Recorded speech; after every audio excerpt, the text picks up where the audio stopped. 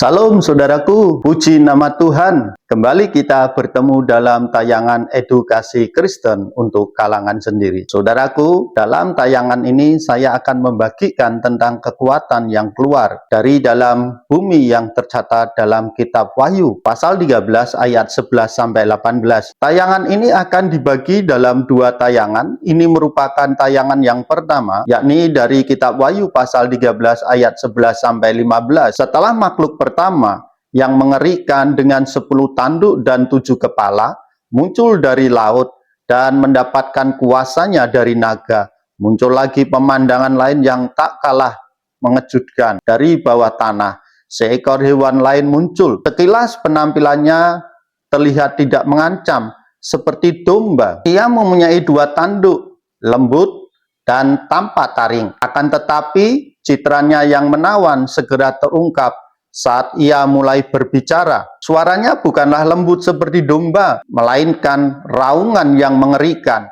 mirip dengan naga itu sendiri. Hewan yang menyerupai domba ini dengan segala kekuatannya mulai beraksi di depan hewan pertama.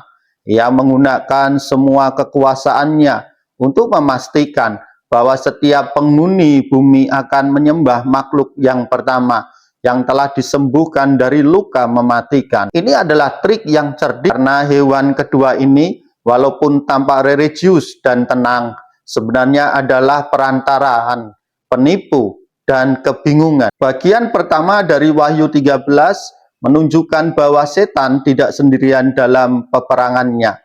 Dengan memanggil seekor binatang dari laut, setan memberikan kuasa untuk memerintah di bumi. Binatang pertama melambangkan tirani pemerintahan yang bekerja sepanjang sejarah melawan Kristus dan gerejanya. Bagian kedua dari pasal ini menunjukkan binatang pertama ini juga tidak sendirian. Ia bergabung dengan binatang kedua yang muncul dari dalam bumi. Ayat yang 11, jika binatang laut melambangkan kekuasaan tirani Roma yang datang dari Asia, dari dalam laut, binatang dari bumi melambangkan kekuatan lokal yang bekerja sama dengan Roma. Jika binatang laut melambangkan tirani yang kejam, binatang darat adalah propagandis yang mendorong orang untuk menyembahnya. Wahyu pasal 16 ayat 13 mengidentifikasikan binatang kedua sebagai nabi palsu. Sementara binatang pertama mengandalkan kekuasaan, binatang kedua mendukung dengan dusta. Binatang dari laut adalah kekuatan politik sekuler, sedangkan binatang dari bumi adalah lembaga keagamaan yang mendorong penyembahan binatang pertama. Nabi palsu adalah tiruan yang diilhami setan dari dua saksi yang memberikan kesaksian bagi Kristus di akhir zaman. Nabi palsu memerangi Injil dengan filsafat-filsafat halus dan agama-agama palsu yang mempromosikan tujuan binatang dan naga itu. Binatang kedua menjalankan semua kuasa binatang yang pertama di depan matanya dan menyebabkan seluruh bumi dan penghuninya menyembah binatang pertama itu.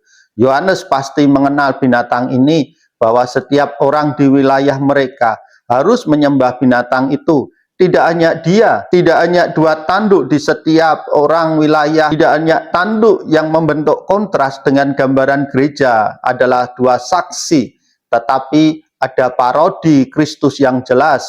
Ia bertanduk 2 seperti anak domba.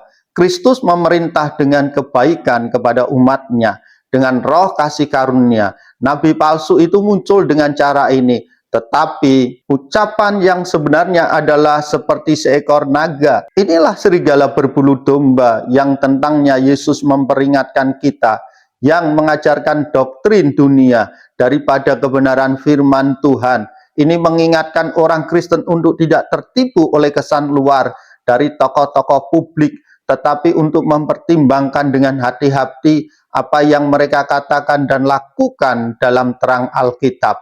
Yohanes memperingatkan bahwa nabi-nabi palsu akan berbicara dengan cara yang menipu untuk menuntun orang-orang agar melayani binatang pertama dan tiraninya.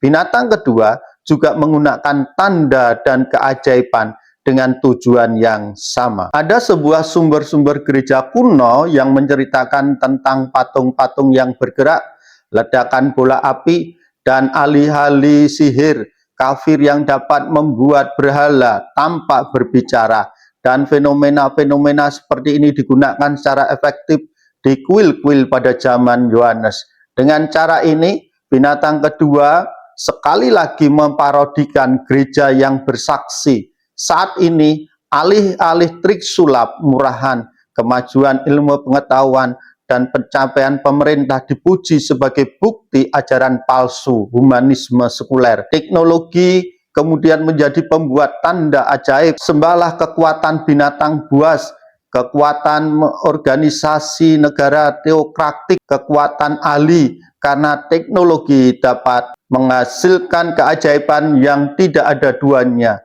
Manusia menggantikan Tuhan dan Kristus dengan dirinya sendiri, dan dengan melakukan itu, ia menyerahkan sepenuhnya pada tipu daya binatang buas. Binatang dari bumi melayani binatang dari laut dengan ajaran-ajaran palsu, dengan tanda-tanda serta mujizat-mujizat yang menyesatkan. Namun, hampir tidak dapat dikatakan bahwa ia menjalankan otoritas binatang itu juga menggunakan paksaan dan penganiayaan yang mematikan. Ini adalah pendekatan ketiga yang digunakan binatang kedua untuk memajukan penyembahan binatang pertama, dan naga itu ini membujuk para pengikutnya untuk menyembah barang siapa yang tidak menyembah patung. Binatang itu dibunuh. Dalam pembahasan kebenaran firman Tuhan di atas, ada beberapa hal yang dapat kita pelajari, yakni orang Kristen perlu senantiasa berhati-hati terhadap ajaran, terhadap pengajaran ataupun pemimpin rohani yang terlihat baik dan benar di luar, tetapi di baliknya menyimpan niat jahat dan menyesatkan. Tidak semua yang nampak religius berasal dari Tuhan. Kita harus memiliki ketajaman spiritual untuk membedakan roh kebenaran dan roh penipuan. Tampilan fisik bisa sangat menyesatkan. Selanjutnya, adanya mujizat dan fenomena yang luar biasa tidak serta-merta berarti bahwa itu berasal dari Tuhan ataupun merupakan bukti kebenaran. Iblis dan para agennya juga memiliki kemampuan untuk melakukan keajaiban demi melakukan tipu daya. Yesus sendiri memberikan peringatan mengenai nabi-nabi palsu yang akan melakukan tanda-tanda dan mujizat. Perhatikan, kita seharusnya tertuju pada substansi ajaran dan hasil dari pelayanan tersebut, bukan hanya pada tanda-tanda supranaturalnya. Selain itu, orang Kristen perlu waspada agar tidak mengandalkan kesetiaan atau harapan sepenuhnya pada sistem politik, ekonomi, atau tokoh manusia. Saat kita memberikan hormat atau kepatuhan yang seharusnya hanya ditunjukkan kepada Tuhan, kepada hal-hal lain, kita terjerumus ke dalam penyembahan berhala.